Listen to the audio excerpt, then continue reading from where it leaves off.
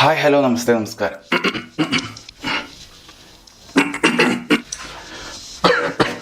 Hi hello നമസ്തേ നമസ്കാരം. Sound പോയിരിക്കുകയാണ്. കാരണം ഒന്നും കൊണ്ടല്ല, അടി എന്ന് പറഞ്ഞാൽ അമ്മാതിരി അടി. കുറച്ച് ദിവസങ്ങളായി ഇത്തരത്തിൽ നല്ലൊരു അടിപ്പടം കണ്ടിട്ട്. അടിപ്പടം എന്ന് വെച്ചാൽ സ്റ്റണ്ട് എന്ന് പറഞ്ഞു കഴിഞ്ഞാൽ നമ്മൾ സിനിമയിൽ കാണും, ഒരു നായക ഒരു സൈഡിൽ നിന്ന് വരുന്നു, വില്ലൊരു വരുന്നു, സ്ലോ മോഷനിലുള്ള അടി. പക്ഷേ ഇത് അതല്ല സാധനം, ഇത് ഐറ്റം വേറെയാണ്. അമ്മാതിരി അടി എന്ന് പറഞ്ഞാൽ അമ്മാതിരി അടി. ഈ തല്ലുമാലയിലൊക്കെ കണ്ടിട്ടുള്ള ടൈപ്പ് സാധനം. തല്ലുമാലയിലായിരിക്കും ഒരുപക്ഷെ ഇത്തരത്തിലുള്ള സൗണ്ടിൽ നമ്മൾ നല്ല അടി കണ്ടിരിക്കുന്നത്. അതിനുശേഷം വന്ന ഒരു കിടിലൻ അടിപ്പടം, അതാണ് RDX. റോബർട്ട് ഡോണി സേവ്യർ, അവരെ കുറിച്ച് പിന്നീട് പറയാം. ആദ്യമായിട്ട് ഈ പടം അനൗൺസ് ചെയ്തപ്പോൾ ഒരു ഫസ്റ്റ് ലുക്ക് പോസ്റ്ററൊക്കെ ഇറക്കിയപ്പോൾ എനിക്ക് അധികം പ്രതീക്ഷ ഒന്നും ഉണ്ടായിരുന്നില്ല. സാധാരണ ഒരു കളർ പടം, നല്ല കളറായിട്ട് പോസ്റ്ററിലൊക്കെ കാണുന്ന പോലെ ഫ്രെയിമൊക്കെ നല്ല കളറായിരിക്കും എന്ന് തന്നെ പ്രതീക്ഷിച്ചുള്ളൂ. പിന്നീട് അതിനുശേഷം ഓരോ അനൗൺസ്മെൻ്റ് ആയിട്ട് വന്നപ്പോൾ ശ്രദ്ധിച്ചൊരു കാര്യം, ഇതിൻ്റെ ഫൈറ്റ് മാസ്റ്റർ പേരായിരുന്നു. അൻപറിവ് എന്ന് പറയുന്ന ട്വിൻസ് ആയിട്ടുള്ള രണ്ട് പേരാണ് ഇതിൻ്റെ ഫൈറ്റ് ഒരുക്കിയിരിക്കുന്നത്. പാൻ ഇന്ത്യ ലെവലിൽ ഇറങ്ങിയിരിക്കുന്ന KGF, വിക്രം പോലുള്ള സിനിമകൾക്ക് ഫൈറ്റ് ഒരുക്കിയിരിക്കുന്ന ഫൈറ്റ് മാസ്റ്റേഴ്സാണ് അവർ. അതുപോലെ തന്നെ ഇതിൻ്റെ ഡയറക്ടറായ നഹാസ് ഹിദായത്ത്, അദ്ദേഹത്തിൻ്റെ ആദ്യത്തെ പടമാണ്. ഗൂഗിളിലൊക്കെ നോക്കിയപ്പോൾ ഒരു ആരവം എന്ന് പറയുന്ന ഒരു സിനിമ കണ്ടിരുന്നു, അതെന്തുകൊണ്ടോ നടക്കാതെ ഒരു പടമാണെന്ന് തോന്നുന്നു. പിന്നെ ഇതിന് മ്യൂസിക് ചെയ്തിരിക്കുന്ന സാം CS, വിക്രം വേദ പോലുള്ള സിനിമകൾക്ക് മ്യൂസിക് ചെയ്തിരിക്കുന്നത് അദ്ദേഹമാണ്. ഇവരുടെ 3 പേരുടെ ഒരു ഫൗണ്ടേഷൻ്റെ മുകളിലാണ് ഈ പടം നിൽക്കുന്നത്. അവരുടെ ആ ഒരു കഴിവ് ഫുള്ളായിട്ട് നല്ല വൃത്തിക്ക് വെടുപ്പിന് പടത്തിൽ കാണിച്ചു തന്നു. നേരത്തെ പറഞ്ഞതുപോലെ ഫസ്റ്റ് ലുക്ക് പോസ്റ്റർ വന്നു, അതിനുശേഷം ട്രെയിലറും അതിനുശേഷം പാട്ടൊക്കെ വന്നപ്പോൾ സത്യം പറഞ്ഞാലോ ആ പാട്ട് എനിക്കെന്തോ തീരെ ഇഷ്ടമായിട്ടുണ്ടായിരുന്നില്ല. പിന്നെ അതുമായിട്ട് ബന്ധപ്പെടുത്തി ഇപ്പോൾ എല്ലാവരും ചെയ്യുന്നൊരു പരിപാടിയാണല്ലോ, റീൽസിലൊക്കെ ഇട്ട് ഒരുപാട് പേരെ കൊണ്ട് റീൽസൊക്കെ ചെയ്യിച്ച് ആ പാട്ട് വൈറലാക്കുക, അത് പടത്തിനൊരു പ്രൊമോഷനായിട്ട് എടുക്കുക. അത്തരത്തിൽ അവർ തുടങ്ങി വെച്ചിരുന്നു. പക്ഷേ എന്തുകൊണ്ടോ എവിടെയും അധികമൊന്നും അത് കാണാൻ പറ്റിയില്ല. അതുകൊണ്ടൊക്കെ തന്നെ അധികം പ്രതീക്ഷ എന്ന് പറയുന്ന ഒത്തിരി പ്രതീക്ഷ വെച്ചിട്ടൊന്നുമല്ല ഈ പടത്തിന് ഞാൻ പോയത്. പോണോ പോണ്ടേന്ന് വരെ ആലോചിച്ചു. അതിനുശേഷം രാവിലെ മുതലേ പലയിടത്തുനിന്നും പോസിറ്റീവ് റെസ്പോൺസ് കിട്ടിയത് കൊണ്ട് പോയൊരു പടമാണ്. പിന്നെ ഓണം പടം ഞാൻ റിവ്യൂ ചെയ്യാമെന്ന് പറഞ്ഞിരുന്നു, അതുകൊണ്ട് കൂടി പോയതാണ്. പക്ഷെ പടം വേറെ ലെവൽ. പടത്തിലേക്ക് വരുന്നതിന് മുമ്പ്, അതായത് റോബർട്ട് ഡോണി സേവ്യറിനെ കുറിച്ച് പറയുന്നതിന് മുമ്പ് ആദ്യം ഞാനൊരു വില്ലനുണ്ട്. എൻ്റെ പൊന്നെ, വിഷ്ണു അഗസ്ത്യ എന്നാണ് അദ്ദേഹത്തിൻ്റെ പേര്. അദ്ദേഹം ഒരുപാട് സിനിമയിലൊന്നും നിങ്ങൾ കണ്ടിട്ടുണ്ടാവില്ല. ഞാൻ കഴിഞ്ഞ ദിവസം വാട്സപ്പിൽ സ്റ്റാറ്റസ് ഇട്ടായിരുന്നു, 1001 നുണകൾ എന്ന് പറയുന്ന സിനിമ മസ്റ്റ് വാച്ച് പടം എന്ന് പറഞ്ഞിട്ട്. ഞാൻ അതിനെക്കുറിച്ച് റിവ്യൂ ചെയ്യാമെന്ന് വിചാരിച്ചായിരുന്നു, പക്ഷെ നമുക്കൊരു ടൈം കിട്ടാത്തതിൻ്റെ പേരിലാണ്. ആ സിനിമയിൽ ലീഡ് റോൾ ചെയ്തേക്കുന്നത് ഇദ്ദേഹമാണ്. ഒരു ബിസിനസ്മാൻ്റെ അല്ലെങ്കിൽ ഒരു നല്ലൊരു ഫാമിലി മാൻ്റെ റോൾ ചെയ്തിരിക്കുന്നത് ഇദ്ദേഹമാണ്. പിന്നെ ഇതിന് മുൻപ് അദ്ദേഹത്തെ ശ്രദ്ധിച്ചിരിക്കുന്നത് ഒന്ന് രണ്ട് പടങ്ങളുണ്ട്, ഞാൻ കാണാത്ത സിനിമകളുണ്ട്. പക്ഷേ അതിനു മുമ്പ് കരിക്കിലൊരു ഇൻസോമാനിയ എന്ന് പറഞ്ഞൊരു സീരീസ് വന്നിരുന്നു, അതിലെ നായകനാണ്. ഈ ഇൻസോമാനിയയിലും ഈ കഴിഞ്ഞ 1001 നുണകളിലും അജഗജാന്തരം വ്യത്യാസമായിട്ടുള്ള 2 ക്യാരക്ടറാണ് അദ്ദേഹം ചെയ്തിരിക്കുന്നത്. അതിന്ന് വളരെ വ്യത്യാസമായിട്ടുള്ളൊരു ക്യാരക്ടറാണ് ഈ പടത്തിൽ, അതായത് RDX എന്ന് പറഞ്ഞ പടത്തിൽ അദ്ദേഹം നെഗറ്റീവ് റോൾ ചെയ്തേക്കുന്നത്. ഉറപ്പാണ് ഒരു മലയാള സിനിമയിൽ എങ്ങനെ പോയാലും ഒരു നല്ലൊരു പോസ്റ്റ്, നല്ലൊരു സ്ഥലത്ത് നല്ലൊരു ക്യാരക്ടറൊക്കെ കിട്ടാനുള്ള നല്ല കാലിബറുള്ള ഒരു ഫേസ് എക്സ്പ്രഷൻ ആണെങ്കിലും ചില നോട്ടങ്ങളിൽ പോലും ആ വില്ലൻ്റെ ആ ഒരു നോക്കി കഴിയുമ്പോൾ നമുക്ക് ഇങ്ങനെ അടിക്കാൻ തോന്നില്ല ആളെ. അത്തരത്തിലുള്ളൊരു നോട്ടവും പിന്നെ ചില സ്ഥലത്തൊരു ആംഗിൾ വെച്ചിട്ടുണ്ട്. താഴേന്ന് ലാസ്റ്റ് ക്ലൈമാക്സിന് എടുക്കുമ്പോൾ ലാസ്റ്റ് ഫൈറ്റിൽ അദ്ദേഹം നോക്കുമ്പോൾ താഴേന്നൊരു മൂവിന് ഒരു ആംഗിൾ വെച്ചിട്ടുണ്ട്. അതിലൊക്കെ ഇങ്ങനെ വില്ലന്മാർ ബാക്കിൽ വന്ന് നിൽക്കുന്ന ആ ഒരു സാധനമൊക്കെ, അയാളുടെ നോട്ടവും ഫൈറ്റിൻ്റെ ഇടയിലുള്ള ആ ഒരു സംഭവമൊക്കെ കാണുമ്പോൾ സത്യം പറഞ്ഞാൽ ഉറപ്പാണ് അദ്ദേഹം ഇനി മലയാള സിനിമയിൽ ഒരുപാട് ക്യാരക്ടർ ആളുടെ അടുത്ത് നിന്ന് വരാൻ നല്ല സാധ്യതയുണ്ട്. അത്രയും കാലിബറുള്ളൊരു മനുഷ്യനാണ് വിഷ്ണു അഗസ്ത്യ. പേര് നോട്ട് ചെയ്ത് വെച്ച് ഇനിയും പറയേണ്ടി വരും. പിന്നെ മെയിൻ ലീഡ് റോൾ ചെയ്തിരിക്കുന്ന പെപ്പെ, നീരജ് മാധവ്, ഷൈനികം. പെപ്പയെ കുറിച്ച് പറയണ്ടല്ലോ. പെപ്പെ ഫസ്റ്റ് ഇൻട്രോയിൽ തന്നെ 3 പേരുടെ ഇൻട്രോ ഒരു ബാക്ക് ഷോട്ടിലാണ്. 2 പേരും ബാക്കിൽ നിന്നുള്ള ഒരു ആംഗിളിലാണ് 3 പേരും ഷോട്ട്. ഒരിക്കലും 3 പേർക്കും ഒരു ആക്ഷൻ സീനിലൂടെ ഒരു ഇൻട്രോ എന്നല്ല കൊടുത്തിരിക്കുന്നത്. നോർമലായിട്ട് ഒരു സാധാരണ ആൾക്കാരുടെ ഇൻട്രോ ആണ് തുടക്കത്തിൽ കൊടുത്തിരിക്കുന്നത്. പക്ഷേ രണ്ടാമത്തെ മൂന്നാമത്തൊക്കെ ചില ഇൻട്രോകളുണ്ട്, അവരുടെ ഫൈറ്റിൻ്റെ ഇടയിലുള്ള ചില ഇൻട്രോകൾ, അതൊക്കെ തിയേറ്റർ ഇങ്ങനെ ഇളകി മറിയാന്ന് പറയില്ല, അമ്മാതിരി എന്താ പറയണ്ടേ, അത്തരത്തിലൊരു സാധനമായിരുന്നു. അപ്പോൾ ആ ഒരു ഇൻട്രോ പെപ്പയെ കുറിച്ച് പറയുകയാണെങ്കിൽ അങ്കമാലി ഡയറീസിൽ ആ ഒരു സംഭവമില്ല, മുണ്ട് മടക്കി കൂത്തിയിട്ടുള്ള ചില സാധനങ്ങളൊക്കെ ഉണ്ട്. തുടക്കത്തിലൊക്കെ അതൊക്കെ തന്നെയാണ്. പിന്നീടാണ് 90s കാലത്തിലേക്ക് പോകുമ്പോൾ അവരുടെ പഴയ ജനറേഷൻ കാണിക്കുമ്പോൾ പിന്നീട് ആ കാലഘട്ടത്തെ ഡ്രസ്സും അതും അന്നത്തെ സ്റ്റൈലും കാര്യങ്ങളൊക്കെ ഒപ്പം പിടിച്ചു പോകുന്നത്. പെപ്പയ്ക്ക് ഈസിയാണെന്ന് ഞാൻ പറയുന്നില്ല, പക്ഷേ പെപ്പ ചെയ്തു വെച്ചിട്ടുള്ള ആ റോളുകളിലെ കാര്യങ്ങളായിരുന്നു ഇതിൽ തന്നെ ചെയ്തത്. പിന്നെ അതിനുശേഷം എടുത്തു പറയേണ്ടത് ഷൈനികാണ്. എന്തുകൊണ്ടറിയില്ല, ഷൈനികത്തിനാണ് നീരജ് മാധവ് വരുന്നേക്കാളും കൂടുതൽ തുടക്കത്തിൽ കയ്യടി കിട്ടിയത് ഷൈനികത്തിൻ്റെ ഇൻട്രോയ്ക്കായിരുന്നു. ഷൈനികത്തിൻ്റെ ഇൻട്രോ ആണെങ്കിലും ഫൈറ്റിന് വരികയാണെങ്കിലും ആളുടെ ആ ഒരു ഗെറ്റപ്പിനും കാര്യങ്ങൾക്കും തിയേറ്ററിൽ നല്ല തരത്തിലുള്ള കയ്യടി കിട്ടിയിട്ടുണ്ടായിരുന്നു. നീരജ് മാധവനിലേക്ക് വരാം.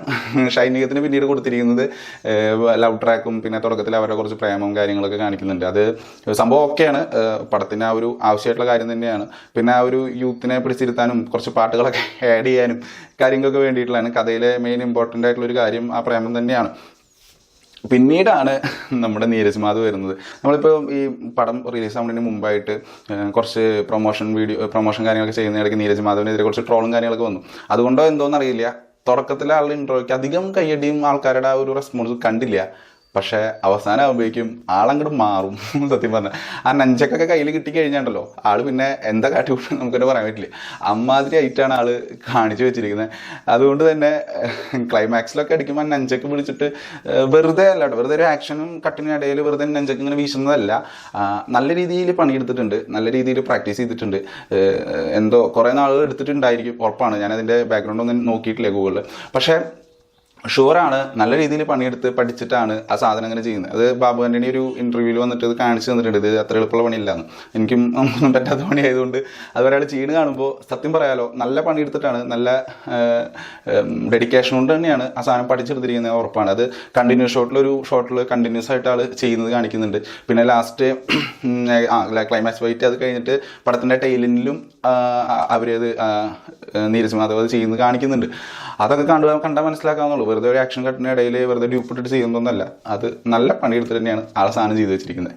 അതൊരു വലിയ കയ്യടി തന്നെ. കാരണം ഒരു പടത്തിന് വേണ്ടി ഇത്രയും ഡെഡിക്കേഷൻ. പിന്നെ എന്താ പറയണ്ടേ, തല്ലുമാലയിലെ ആ ഒരു ട്രെയിലറിൽ ഡയലോഗ് ഉണ്ടായിരുന്നില്ലേ, കല്യാണത്തിനടി, വീട്ടിലടി, തിയേറ്ററിലടി എന്നൊക്കെ പറഞ്ഞാൽ അതുപോലെയാണ് ഈ ഐറ്റം. അതായത് പെരുന്നാളിനടി, കാർണിവലിനടി, വീട്ടിലടി, ബോട്ടിലടി, ഗ്രൗണ്ടിലടി, ഹോസ്പിറ്റലടി, ഈ അടി തന്നെയാണ് ഈ പടം ഫുള്ളായിട്ട്. അപ്പോൾ നിങ്ങൾക്ക് തോന്നും കഥയൊന്നും ഇല്ലെന്ന്. കഥ ഒരു ട്രാക്കിലൂടെ പോകുന്നുണ്ട്. കഥയൊക്കെ കൂടുതൽ നമ്മൾ ഇംപ്രസ് ചെയ്ത് ഇരുത്തുന്നത് അടി തന്നെയാണ്, ഫൈറ്റ് തന്നെയാണ്. അതിനെന്തായാലും ഡയറക്ടറും ഫൈറ്റ് മാസ്റ്ററും പിന്നെ ആ ഒരു സിനിമാറ്റോഗ്രാഫറും എല്ലാം കൂടിയിട്ടുള്ള ഒരു സിങ്ക് നല്ല രീതിയിൽ വർക്കൗട്ട് ആയിട്ടുണ്ട്. ഏകദേശം ക്ലൈമാക്സിൽ ഒരു മോക്കോബോട്ട് ക്യാമറ വെച്ചിട്ടുള്ള ഒരു സാധനമൊക്കെ ഉണ്ട്. ആ സാധനം ഹൗ എന്നൊക്കെ നമ്മളെ കൊണ്ട് പറയിക്കും എങ്ങനെ പോയാലും. ആ ഒരു സാധനമൊക്കെ അവർ ചെയ്തു വെച്ചിട്ടുണ്ട്, അതിൽ അടിപൊളിയായിട്ട് ചെയ്തു വെച്ചിട്ടുണ്ട്.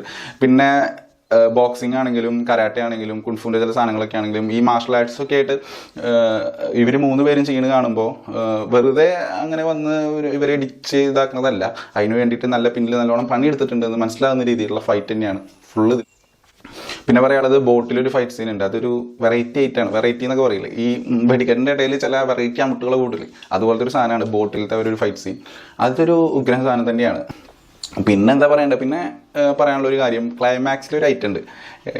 അതെനിക്ക് പറയണമെന്നുണ്ട്, പക്ഷെ പറഞ്ഞാൽ നിങ്ങൾക്ക് തിയേറ്ററിൽ പോയി കാണുമ്പോൾ ആ ഒരു സംഭവം കിട്ടില്ല. അതുകൊണ്ടാണ് നമ്മൾ തിയേറ്ററിൽ ഞാനൊക്കെ എഴുന്നേറ്റ് നിന്ന് കൈയടിക്കുന്ന അവസ്ഥ വന്നു. എൻ്റെ അപ്പുറത്തിരിക്കുന്നവരെല്ലാം ആ ഒരു നമ്മുടെ ഉള്ളിൽ ഉറങ്ങിക്കിടക്കുന്ന ചില ആൾക്കാരുണ്ടാവുമല്ലോ. 90s നമ്മൾ ചില 90s നമ്മൾ സിനിമയിൽ കണ്ടിട്ടുള്ള ചില ആൾക്കാരെ വീണ്ടും കാണുമ്പോൾ ആ ഒരു ഇത് വരില്ലേ, ആ ഒരു സാധനം കാണാൻ പറ്റി. അത് അങ്ങനെയാണ് ആ സീന് ബിൽഡ് ചെയ്ത് വെച്ചിരിക്കുന്നത്. അങ്ങനെ പോയിട്ട് ആ സ്ക്രീനിലേക്ക് അയാളെങ്ങനെ എടുത്ത് കാണിച്ച് കൊണ്ടുവന്ന് നിർത്തുമ്പോൾ നമ്മളിങ്ങനെ അറിയാണ്ടാണെങ്കിൽ നമ്മൾ കൈയടിക്കണ്ടെന്ന് വിചാരിച്ചാൽ പോലും നമുക്ക് ഇരിക്കാൻ പറ്റില്ല. എന്തെങ്കിലും കൈയടിച്ചു പോകും. അമ്മാതിരി ഒരു സാധനമാണ് ആ ഒരു സീനിൽ അവർ ചെയ്തു വെച്ചിരിക്കുന്നത്. അത് പറഞ്ഞു കഴിഞ്ഞാൽ അതുമായി ബന്ധപ്പെടുത്തി ഒരുപാട് കാര്യങ്ങൾ പറയാണ്ട്. അത് അയാളെ വെച്ചൊരു സിനിമ ഒരാൾ ചെയ്തതും അതിറങ്ങാത്ത അങ്ങനെ ഒരുപാട് കാര്യങ്ങൾ പറയണമെന്നുണ്ട്. പക്ഷേ ഒന്നും പറയുന്നില്ല. അതെന്തായാലും നിങ്ങൾ തിയേറ്ററിലോട്ട് എക്സ്പീരിയൻസ് ചെയ്യുക. അത് 100% തിയേറ്ററിൽ എക്സ്പീരിയൻസ് ചെയ്യേണ്ട സാധനമാണ്. അതുകൊണ്ട് തന്നെയാണ് അത് ഞാൻ പറയാതെ വെക്കുന്നത്. വേണമെങ്കിൽ പടം ഇറങ്ങി കഴിഞ്ഞിട്ട് വേണമെങ്കിൽ അത് വേറെ സെപ്പറേറ്റ് വീഡിയോ ആയിട്ട് ചെയ്യാം. അത്രയ്ക്കും ഉണ്ട് അദ്ദേഹത്തെക്കുറിച്ച് പറയാനായിട്ട്. അത് തിയേറ്ററിലുള്ള ഒരു എഫക്റ്റ് മിസ് ചെയ്യാതിരിക്കാൻ.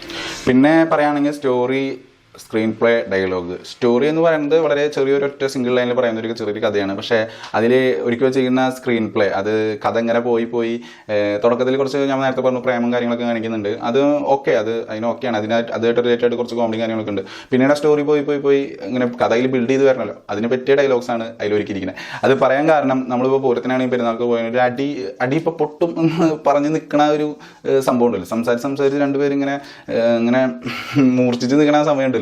ആ സമയത്ത് അവർ പറയുന്ന ഡയലോഗ്സ് ഉണ്ട്. അതായത് കേട്ട് നിൽക്കുന്ന ആൾക്ക്, നടനോ വില്ലനോ ആയിക്കോട്ടെ, കേട്ട് നിൽക്കുന്ന ആൾക്ക് അപ്പുറത്ത് നിൽക്കുന്ന ആളെ ഒന്ന് ചിപ്പട്ടയ്ക്കാൻ തോന്നില്ലേ, അമ്മാതിരി സാധനങ്ങൾ പറഞ്ഞ് ആ ഒരു നമ്മളുടെ അഡ്രിനാലിൻ അല്ലെങ്കിൽ ആ ഒരു കരിപ്പ് ഇങ്ങനെ കയറ്റി കൊണ്ടുവരുന്ന തരത്തിലാണ് ആ ഒരു ഡയലോഗ്സ് എഴുതി വെച്ചിരിക്കുന്നത്. അതിലെന്തായാലും അവർ വിജയിച്ചിട്ടുണ്ട്. അത് അങ്ങനത്തെ ഡയലോഗ്സ് തന്നെയാണ് വേണ്ടത്. ആ നേരത്തെ പറഞ്ഞ മ്യൂസിക്, ആ ഡയലോഗ്സ് ഇങ്ങനെ കട്ടയ്ക്ക് പിടിച്ച് ഇങ്ങനെ പവറായിട്ട് വരുന്ന ആ ഒരു ഇതിന് ചേർന്ന മ്യൂസിക് തന്നെയാണ് അതിലൂടെ പോകുന്നത്. ആ ഒരു രണ്ട് കാര്യത്തിൽ സ്റ്റോറി, സ്ക്രീൻ പ്ലേ അത് ഓക്കെയാണ്, എല്ലാം ഇതിനായിട്ട് സിങ്കായി പോകുന്നുണ്ട് ഡയലോഗ്സ്. പിന്നെ അടുത്തൊരു കാര്യം പറയാനുള്ളത്, നമ്മളൊക്കെ അറിയാം, ഇപ്പോൾ ഈ ഓണമൊക്കെ ആകുമ്പോൾ ഫാമിലി ഓഡിയൻസ് നല്ല രീതിയിൽ തിയേറ്ററിലേക്ക് കയറുന്ന ഒരു സമയമാണ്. അതായത് ഇപ്പോൾ നമുക്ക് വെക്കേഷനാണ്, ഫാമിലി ആയിട്ട് ഒരു പടത്തിന് പോകണം, ഓണാണ്, മുടക്കാണ്. ഈ ഒരു കാര്യം കൊണ്ട് ഫാമിലി ആയിട്ട് പടത്തിന് പോകണം എന്ന് ആഗ്രഹിച്ചിട്ടായിരിക്കും എല്ലാവരും ഈ ഓണത്തിന് വേണ്ടി വെയിറ്റ് ചെയ്യുന്നത്. അങ്ങനെ നോക്കുമ്പോൾ ഈ പടം എത്രത്തോളം വിജയിക്കും എന്ന് വെച്ചാൽ, എക്സാമ്പിളായിട്ട് പറയും, എൻ്റെ തൊട്ടടുത്ത് ഇരുന്നായിരുന്നത് ഒരു ഫാമിലി ആയിരുന്നു. ഒരു അച്ഛൻ, അമ്മ, 2 കുട്ടികൾ. ഒരു കുട്ടി കയ്യിലായിരുന്നു, ആ കുട്ടി ഉറങ്ങുമായിരുന്നു. അപ്പോൾ ഉറങ്ങുന്ന കുട്ടി അമ്മയുടെ കയ്യിലായിരുന്നു. അപ്പോൾ കുറച്ച് തുടക്കത്തിലൊക്കെ പ്രത്യേകിച്ച് വലിയ സംഭവ വികാസങ്ങളൊന്നും ഉണ്ടായില്ല. പക്ഷേ ഇൻ്റർവെല്ലിന് ശേഷം ആ ചേച്ചി ആ കൊച്ചിനെ എടുത്തിട്ട് ഹസ്ബൻഡിൽ കൊടുത്തു. പിന്നെ ആ ചേച്ചി എന്തൊക്കെ കാട്ടിയത് എനിക്കെന്നെ പോകുന്നില്ല. ആൾ ഓളിയിടുക, കയ്യടിക്കുക, എന്ത് വേണം. അതായത് ഫാമിലി റിലേറ്റഡ് ആയിട്ട് കുറച്ച് സെൻറ്റിമെൻ്റൽ സീന് തുടക്കത്തിൽ കാണിക്കുന്നുണ്ട്. അത് ഫൈറ്റുമായിട്ട് ബന്ധപ്പെട്ട് തന്നെയാണ്. അതൊക്കെ കാണുമ്പോൾ ആ ചേച്ചിയാണെങ്കിലും പുറകിലിരിക്കുന്ന ഒരു ഫാമിലി ആണെങ്കിലും ഷോ എന്നൊക്കെ പറയുന്നുണ്ട്. അത്രയും അവർക്ക് അത്രയും ടച്ച് ചെയ്യുന്നുണ്ടാണല്ലോ അങ്ങനെ പറയുന്നത്. പിന്നെ അതിന് ശേഷം സെക്കൻഡ് ഹാഫിൽ ഈ ഫൈറ്റിലേക്കൊക്കെ വരുമ്പോൾ നേരത്തെ പറഞ്ഞ പോലെ ആൾ ആ കൊച്ചിനെടുത്ത് ഹസ്ബൻഡിൽ കൊടുത്തിട്ട് ആൾ വിസിലടിക്കുന്നു, കൈയടിക്കുന്നു, ഓളിയിടുന്നു, എന്തൊക്കെ ചെയ്യുന്നു. നേരത്തെ പറഞ്ഞ പോലെ ആ ക്ലൈമാക്സിൻ്റെ ആ ഒരു ഗൂസ് ബംപ് സീനില്ലേ, ആ സീനിലൊക്കെ തിയേറ്റർ മൊത്തം ഇങ്ങനെ ഇളകി മറിയായിരുന്നു. അതൊരിക്കലും തിയേറ്ററിൽ നിന്ന് മിസ് ചെയ്യാൻ പാടില്ലാത്തൊരു സാധനം തന്നെയാണ്. അതിനെക്കുറിച്ച് നേരത്തെ പറയണമെന്നുണ്ട്, പക്ഷേ പറയാൻ പറ്റില്ല. അതുകൊണ്ടാണ് നിങ്ങളത് തിയേറ്ററിലോട്ട് എക്സ്പീരിയൻസ് ചെയ്യുക. ഓവറോൾ പടം നോക്കുകയാണെങ്കിൽ ഞാൻ നേരത്തെ ബോസ് ആൻഡ് കോനെ കുറിച്ചിട്ട് കണ്ട് വീഡിയോ ചെയ്യണമെന്ന് ആഗ്രഹം ഉണ്ടായിരുന്നു. പക്ഷേ ഇപ്പോൾ ഒരു മനസ്സ് ചത്ത അവസ്ഥയാണ്. അത് ഞാൻ പറ്റുകയാണെങ്കിൽ അത് കാണുന്നുള്ളൂ. അതുകൂടാതെ പിന്നെ കൊത്ത ഇറങ്ങി, കിങ് ഓഫ് കൊത്ത, അതിൻ്റെ റിവ്യൂ ഓൾറെഡി ഞാട്ടതാണ്. അങ്ങനെ ഓവറോൾ നോക്കുമ്പോൾ ഒരു പക്ഷേ തിയേറ്ററിലേക്ക് ആളെ കൂട്ടാൻ പോകുന്നത് RDX തന്നെയായിരിക്കും. അതിനുള്ള സാധനം ആ പടത്തിലുണ്ട്.